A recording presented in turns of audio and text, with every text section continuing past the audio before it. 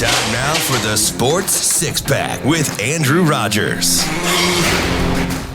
It's that time again. Sports Six-Pack. Your questions, will get them answered right here. Sugar Shane will throw them my way. Shaner, kick us off. Question number 1.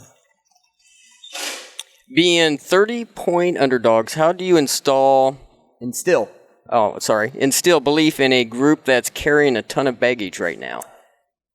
Yeah, great question. You're without Miles Farmer, suspension. Casey Thompson's still shaken up, so you're going back to the quarterback tandem potentially. How do you instill belief? Well, you hammer home the positives with this group. You embrace the underdog role. They may be bigger, but willpower outshines strength. Despite the ups and downs, Nebraska has done some good things this year. They've led in 8 of 9 games. Last 5 weeks, it's been the most competitive I've seen Nebraska be. They are struggling to close. They have to finish strong, especially against Michigan. You have to put points on the board early. I say that a lot. Yeah, they better. Or else you're going to get run all over on, courtesy of Blake Corum. It starts by doing the little things right. Hammer home those positives. That's how you get this team to believe they can compete down the stretch of the season. Question number 2. With baseball's relationship with gambling now, should Pete Rose be in the Hall of Fame? Absolutely. No question. Pete Rose never bet against the Reds. That's what I've never understood with the knock on him and his gambling. I know it was what's the word here? I know it was dicey territory whenever he was a player and a coach. It wasn't very favored upon in sports, but he never bet against his own team. Like, it's not like he threw away any games. He bet against other teams. He bet on himself. He bet on the Reds. Being a kid from the 80s, like we had talked about before, Pete Rose was the first person that I saw friends of mine actually turn on and not like Pete Rose anymore when that came out originally. Pete Rose, all-time MLB leader in hits, games played, at-bats, singles, and outs. He won 3 World Series, 3 batting titles, 1 MVP award, 2 Gold Gloves, and the Rookie of the Year. I would put him in, put an asterisk beside it, and put him down on Well, if you're going to do that, you have to put it in for everybody in the steroid era. All of them should have asterisks and too. Put it down on a 3rd level, not a 1st level. Or remove the asterisks, because guess what? Gambling is not all bad, right? That's what we're finding out today. Maybe back then it was a belief thing, but today it's not all that bad. Same thing with steroids. It was something everybody was doing in that era. So I don't even think you need the asterisk. I think you put them all in. What do I know, though? I don't know. You know a lot. Question number 3. How would you rate your chances of winning a fantasy title this year? Strong, man. I got 5 leagues. I've got 5 leagues. I got a 20% chance to win one of them, right? Do you go all year? I mean, do you do MLB? Do you do what else do you do? NASCAR, golf? Not what do you NASCAR. I did NASCAR one year, though. I also did golf one year. Too hard, man.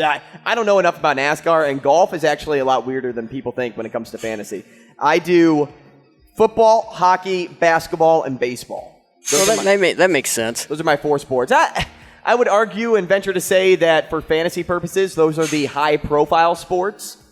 So I follow along with those mostly, just because it gives me a 365-day period of doing something.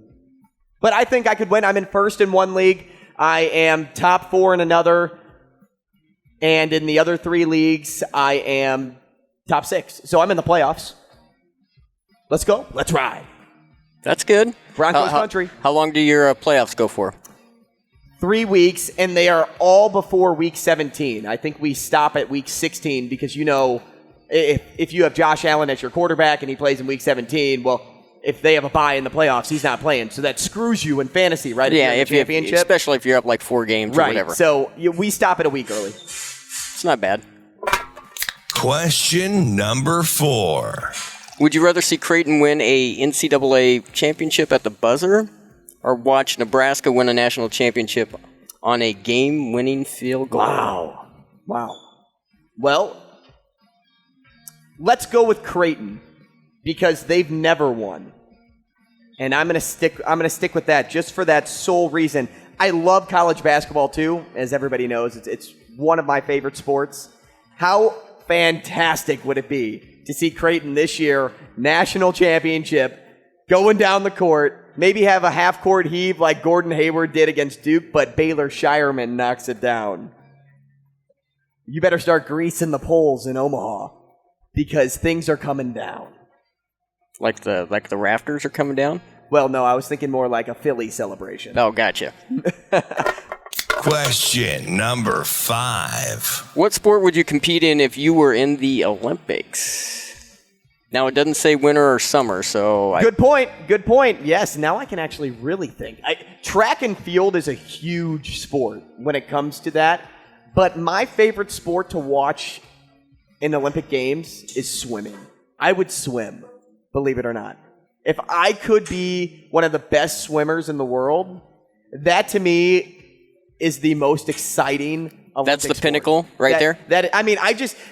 What's so vivid in the back of my mind is watching Michael Phelps win 8 gold medals. And I think that's a lot of people's favorite moment in Olympic history. And how they took down the team from France, the relay team from France. You had the old man, the old leg of that relay team come all the way back. Jason Lezak! That was his name, right? I think so. Lezak? I watched that probably once a year, that relay. Really? Swimming. That would be my answer. Question number 6. One's got to go. College quarterbacks. Cam Newton, Vince Young, Tim Tebow, or Lamar Jackson? Wow. That's tough. College careers, Cam Newton, Vince Young, Tim Tebow, and Lamar Jackson. Well... And where are they going? One's got to go. To the showers? Yeah, exactly. Get them out of here? Well, okay, so I'm in between here, and it may be a knock on my age, but I didn't watch Vince Young in college. Well, you should. You should go back and watch them. But I could see the highlights, and I have before, but I never got to watch a full season of Vince Young in college. However, that's not to say that I didn't watch his highlights. One of my favorite highlight tapes to watch is Tavon Austin in college. Oh, there you go. So I can go back and watch highlights. I would say, because Vince Young, one of the greatest quarterbacks of all time, Cam Newton was incredible to watch in college. I mean, he solidified what a rushing quarterback should look like in college. Tim Tebow was incredible to watch at Florida. I'd take Lamar off the list, but I'm not overly confident when I say that, and people will probably, hammer me for doing that. Because Lamar's a special talent, but I'm talking college here. I'm not talking NFL careers, and Lamar's going to have one of the best NFL careers as a quarterback. He'll go down in the history books. There's no question about it. But talking college, he would be removed from my list. That's quite a list right there. That's a tough question. Yeah, all 4 of these quarterbacks remain, right? But when you play the game, one's got to go. You got to make it hard. Feeling tipsy yet? Catch more of Andrew Rogers from 7 to 9 in the morning on Hail Varsity Radio.